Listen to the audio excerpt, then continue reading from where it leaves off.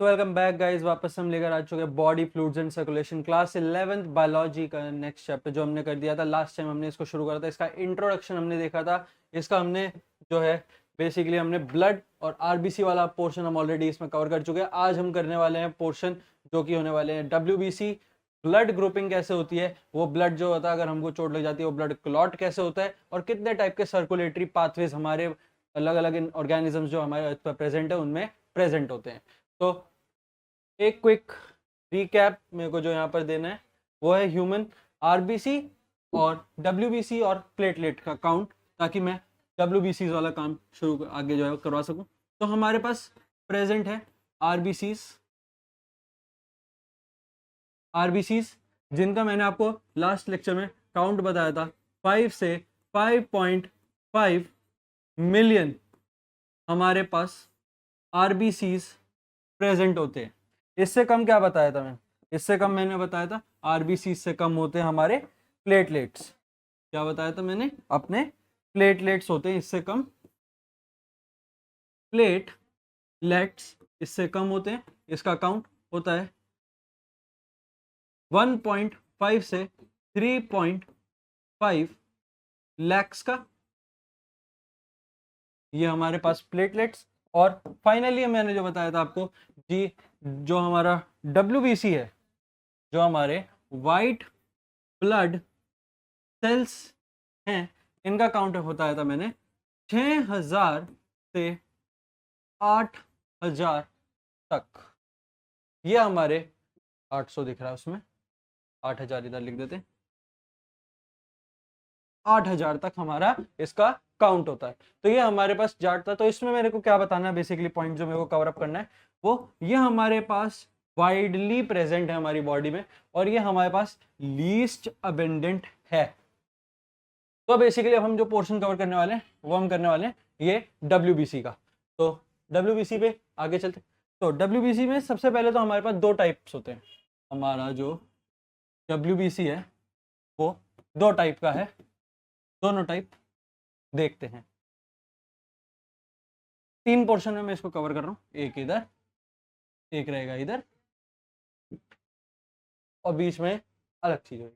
तो सबसे पहली चीज इसमें ये होते हैं या तो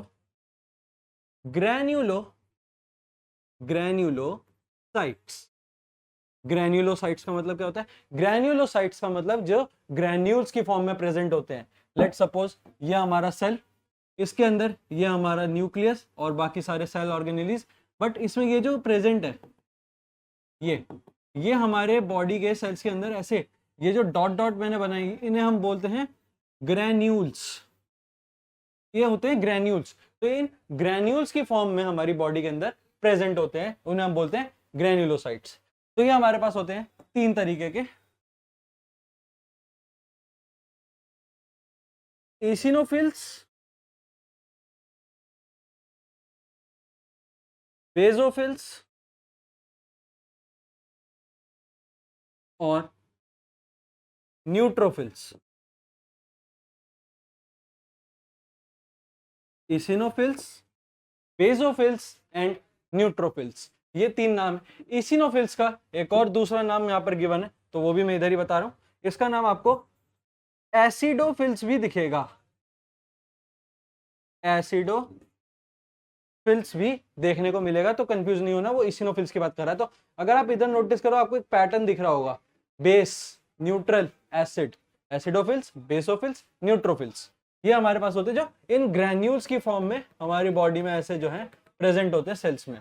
दूसरे दूसरे क्या अच्छा, अगर वो ग्रैन्युलोसाइट्स है तो ये हमारे पास होंगे ए ग्रैन्युलोसाइट्स। ये हमारे पास क्या होंगे? ए ग्रैन्युलोसाइट्स हमारे पास इसमें प्रेजेंट। ए ग्रैन्यूल्स मतलब जिसमें ये ग्रैन्यूल्स नहीं है, लेट्स मतलब ये जो है सिर्फ ये न्यूक्लियस और ये सेल ऑर्गेनेलीज, और इसमें ग्रैन्यूल्स नहीं है। ये हमारे पास डब्ल्यूबीसी हो गए ए ग्रैन्यूल वाले। इसमें ग्रैन्यूल्स नहीं है, इसमें ग्रैन्यूल्स है। तो ये हमारे पास होते हैं दो टाइप के, जिसको ये बताते हैं। ये दो टाइप कौन कौन से? सबसे पहला है मोनोसाइट, मोनोसाइट्स,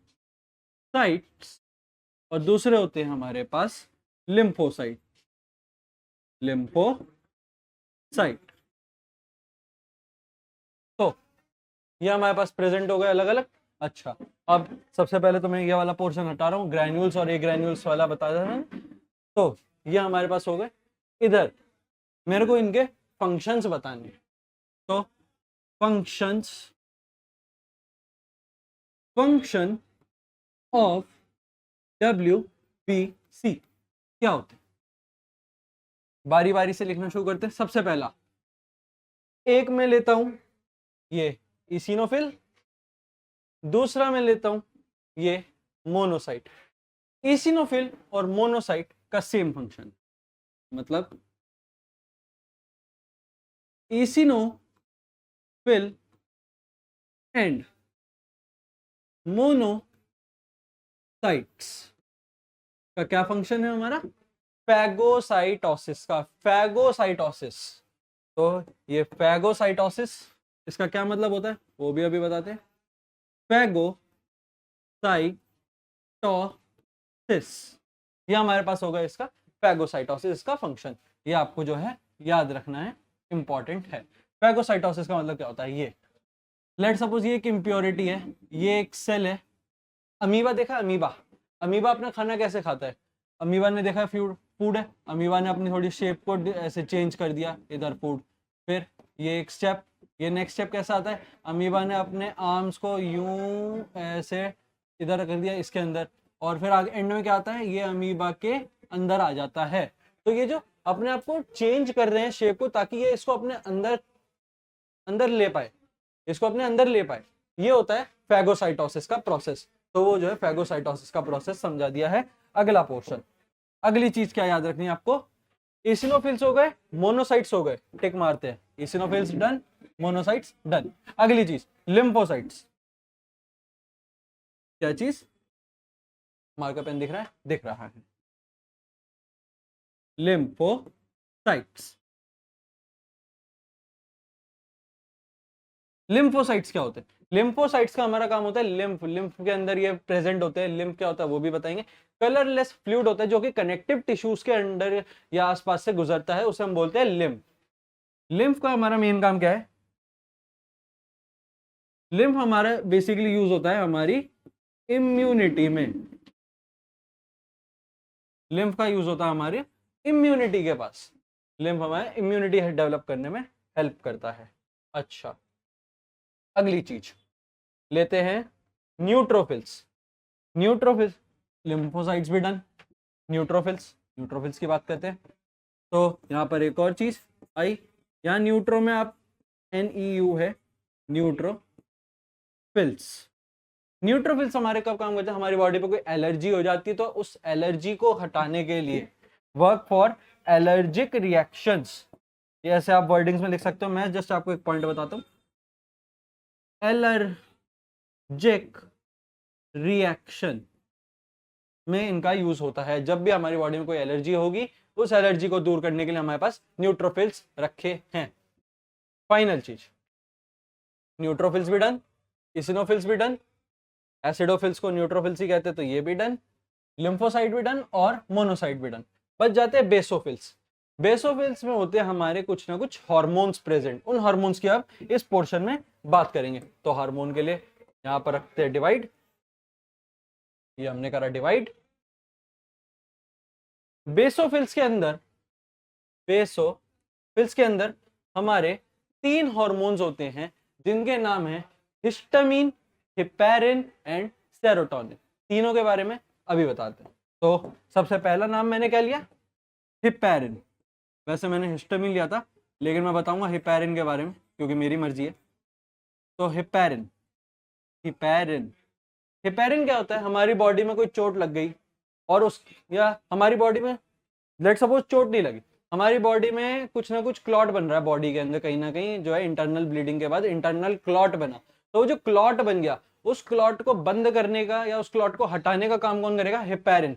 तो मैं क्या बोल सकता हूँ, it is an anti coagulant agent, anti coagulant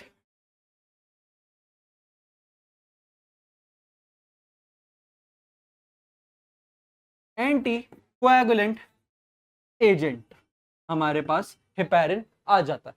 heparin के बाद नेक्स्ट जो हमारे पास आएगा उसकी बात करते हैं। एक है हेपेरिन, एक है हमारे पास हिस्टामीन। हिस्टामीन, हिस्टामीन का क्या काम है? हिस्टामीन इज ए वैसोडाइलेटर, मतलब वेसल्स को खोलता है। क्यों खोलता है? जब हमारा ब्लड प्रेशर जो है हाई हो जाता है, मतलब वेसल्स जो है ब्लॉक हो रही है, तो ब्लड का प्रेशर बढ़ गया है, डायलेट कर देगा, ब्लड प्रेशर को लो कर देगा। It lowers the blood pressure. Vaso dilator lowers the blood pressure, ये हमारे बीपी को जो है कम करेगा। अगली चीज, एक फाइनल हमारे पास और बच जाता है, उसको भी बताते हैं। तीसरा नाम क्या लिया था? सेरोटोनिन। सेरोटोनिन, सेरोटोनिन का क्या काम है? अच्छा, तो ये जो है ये डायलेट कर रहा था, ये जो है ये क्या करेगा? ये कॉन्स्ट्रिक्ट करेगा। It is a vasoconstrictor. Vaso मतलब वेसल्स, कॉन्स्ट्रिक्ट मतलब जकड़ लेना। जकड़ना क्यों है?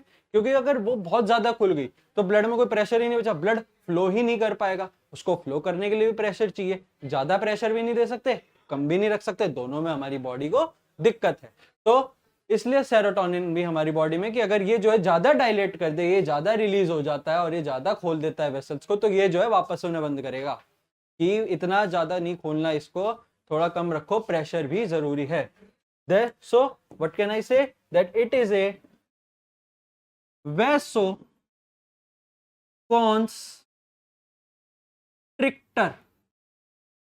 Vaso constrictor, constrictor, then it increases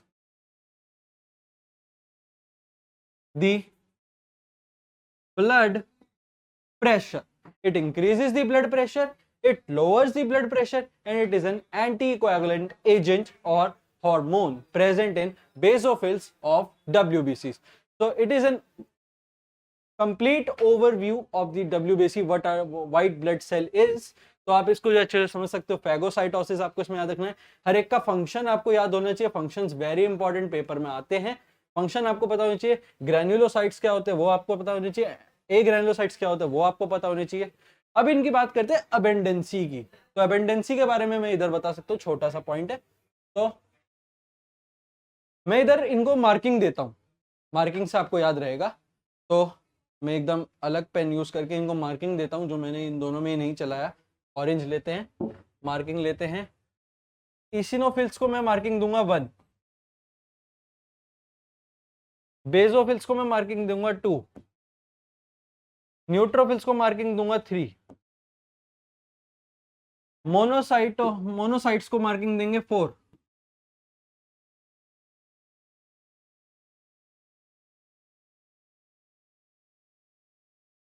और लिम्फोसाइट्स को मार्किंग देंगे 5। तो 5 है। उनको इधर इनका अबेंडेंसी ऑर्डर मेरे को बताना है। क्या बताना है इनका?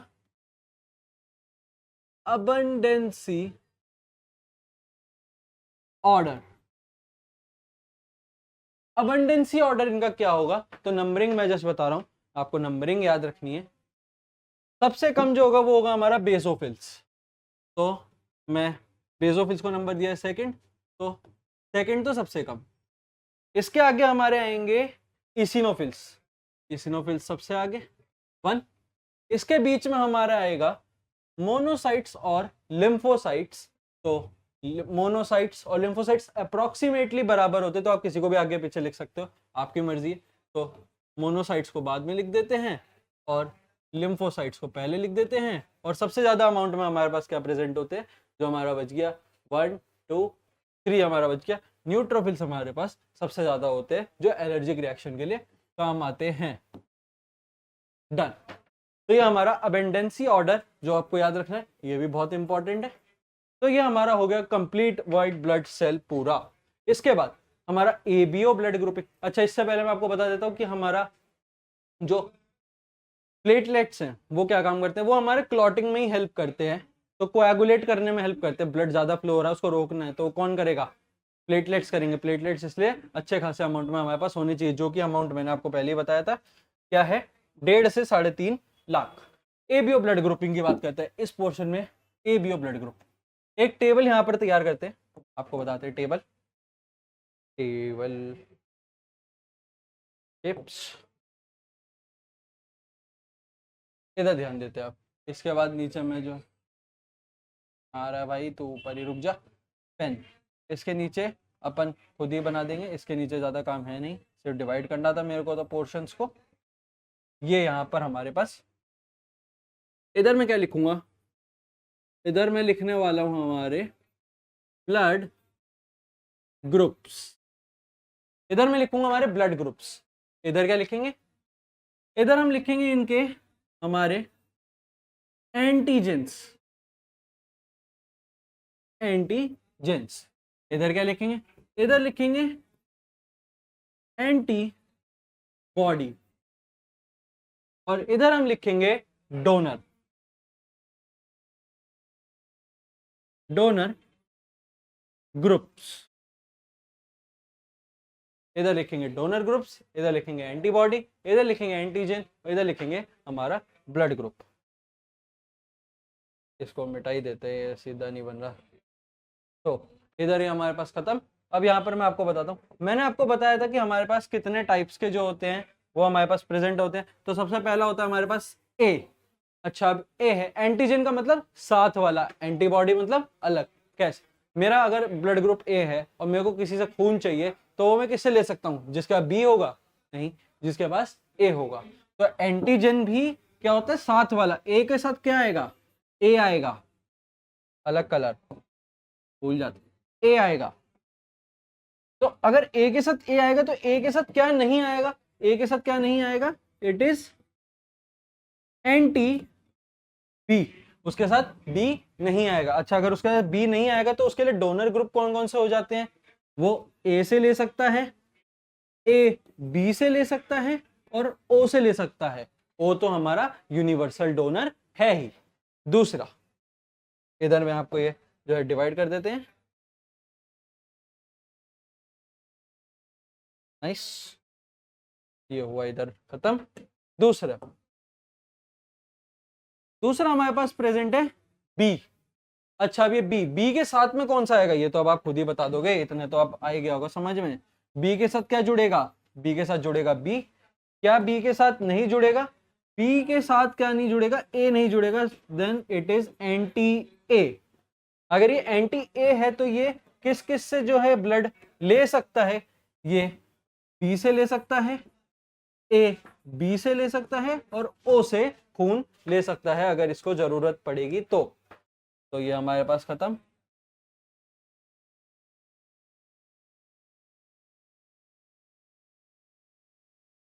ए बी, ये हमारे पास डन। अगला हमारे पास क्या है, अगला आएगा हमारे पास ए बी। अच्छा, ए बी, अब ये इसमें तो दोनों है, ए भी है बी भी है, तो इसके साथ वाले कौन से हो सकते हैं, इसके साथ वाले क्या हो सकते हैं, बोथ ए कॉमा बी, इसमें दोनों ही हो सकते हैं। अच्छा, अगर इसमें दोनों हो सकते हैं, तो इसका एंटीबॉडी क्या हुआ, किसी के अगेंस्ट है ये, नहीं है, आन दो भाई, जो भी है आन दो, नील। अच्छा, अब अगर ये नील है, तो क्या है, डोनर ग्रुप के सभी के लोग जाहिर सी बात है, इसमें कुछ बचा थोड़ी है, तो इसमें सारी आ जाएंगे। तो ये ए से भी ले सकता है, बी से भी ले सकता है, ए बी से भी ले सकता है, ओ से भी ले सकता है। ये हमारे पास ए बी भी हो गया।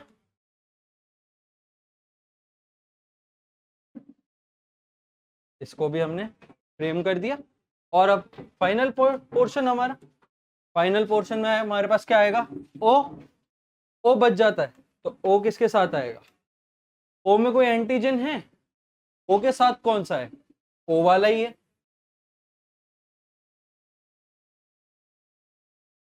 ओ का एंटीबॉडी, ओ किसी के अगेंस्ट है, नहीं, ओ तो सभी को खून दे देता, हमने सुना है। तो ओ में इधर क्या आएगा हमारे पास, इसमें हम लिखेंगे, इसमें भी नील, ओ की एंटीबॉडी है ही नहीं, ओ का एंटीजन क्या है, ओ है। और इसके साथ में क्या क्या है, ओ के साथ साथ हम इसमें, अगर मैं ए बी और ए बी भी लिख दूं तो कोई दिक्कत थोड़ी आएगी, क्यों? क्योंकि ये तो सभी के साथ में रहता है। और एट द एंड ओ का डोनर ग्रुप क्या होगा? ऑल। जो इसमें है वही सारे इसके donor group, A B and O. तो ये सारे हो जाते हैं इसके donor group. R H factor, R H factor just मेरे को इसमें दो चीजें बतानी। एक होता है what is R H positive, जब हमारा R H antigen, R H antigen हमारा प्रेजेंट होता है तो हम लगाते हैं आर एच पॉजिटिव। दूसरा हमारे पास आता है R H negative. Are H positive मैंने बता दिया, आर एच नेगेटिव जब हमारा आर एच एंटीजन एब्सेंट होता है, आर एच एंटीजन एब्सेंट होता है। अच्छा, ज्यादातर टाइम पेपर में क्या आता है, ये आर एच का जो है वो ओरिजिन के बारे में पूछता है। तो R H comes from rhesus monkey. ये एक मंकी की प्रजाति होती है, गूगल पे आप सर्च कर सकते हैं, नाम मैंने बता दिया, रेहेसिस मंकी। इसके अंदर ये सबसे पहली बार मिला था, तो ये भी मैंने आपको बता दिया। R H comes from rhesus monkey, monkey की एक ब्रीड है। ये हमारे पास टोटल हमारा ABO ग्रुपिंग हो चुका है। नेक्स्ट आगे बढ़ते हैं हम हमारे ब्लड क्लॉटिंग की तरफ। क्लॉटिंग का मैंने पहले ही बताया, क्लॉटिंग कौन करवाता है? वो करवाता है हमारा प्लेटलेट्स। तो क्लॉटिंग की बात करते हैं। क्लॉटिंग में हमारे पास क्या पोर्शन आ सकता है? सबसे पहले तो मैं यहाँ बताता हूँ, यहाँ होती है हमारे को इंजरी। ये हुई मेरे को injury cost, injury cost. Injury की वजह से क्या हुआ? इंजरी की वजह से हमारी बॉडी में मल्टीपल रिएक्शंस हुई। एक जिसे हम इसमें बोलेंगे कैस्केड प्रोसेस हुआ हमारी बॉडी में, कैस्केड प्रोसेस।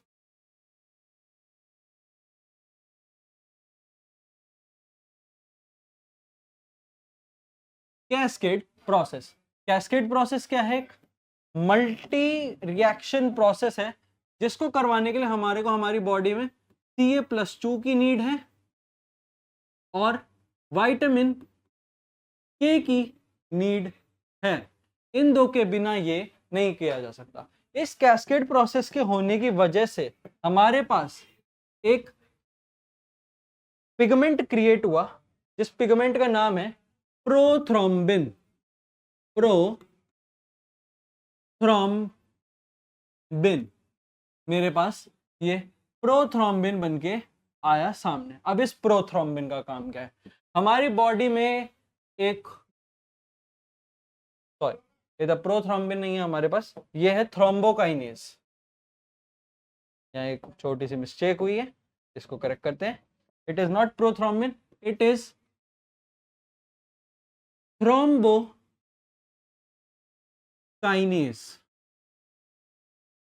एक फैक्ट बता दे बायोलॉजी के बारे में जिससे आपको याद रहेगा, जिसमें भी आगे काइनेज लगाओ समझ जाओ वो एक कैटलिस्ट है। वो जो है किसी ना किसी प्रो मतलब पिछड़ा हुआ मतलब जो कि यूज में नहीं आ सकता, उसको नया बनाता है, उसको डेवलप करता है काइनेज वाला पिगमेंट, ताकि वो काम कर सके। तो प्रोथ्रोम्बिन जो वहां लिखना था वो दरअसल में वहां नहीं, वो यहाँ आएगा। हमारी बॉडी में प्रेजेंट होता है हमारे पास prothrombin in presence of thrombokinase convert हो जाता है थ्रोम्बिन में। यहाँ इस कलर से तो लिख दिया, हाँ रेड से भी लिख दिया, येलो से लिख देते हैं थ्रोम्बिन में। अब ये थ्रोम्बिन क्या करेगा? ये थ्रोम्बिन भी कुछ ना कुछ काम करेगा। हमारी बॉडी में एक चीज और प्रेजेंट है जिसका नाम है फिब्रिनोजन। फिब्रिनोजन याद कुछ आया नहीं होगा तो बता देते हैं। फिब्रिनोजन, यहां मैंने बताया था फिब्रिनोजन क्लॉटिंग में काम आते हैं, तो अब इनका काम आ चुका है। तो क्लॉटिंग में हमारे पास प्रेजेंट होंगे फिब्रिनोजन ये फिब्रिनोजन कैसे बनेंगे? ये थ्रोम्बिन की प्रेजेंस में फिब्रिनोजन फिब्रिन में कन्वर्ट हो जाएगा। किसमें कन्वर्ट हो जाएगा? फिब्रिन में। और ये फिब्रिन वही चीज है जो कि आगे जाकर क्लॉटिंग स्टार्ट करेगा। स्टार्ट्स फ्रॉम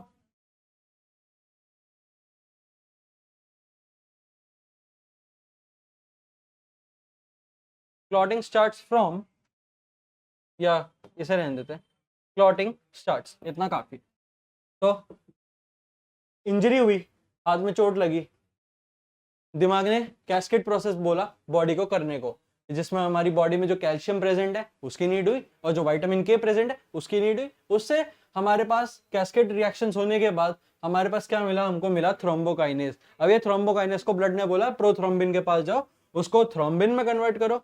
फिर हमारी बॉडी में फिब्रिनोजन प्रेजेंट्स थे जिनका काम होता है क्लॉटिंग करवाना।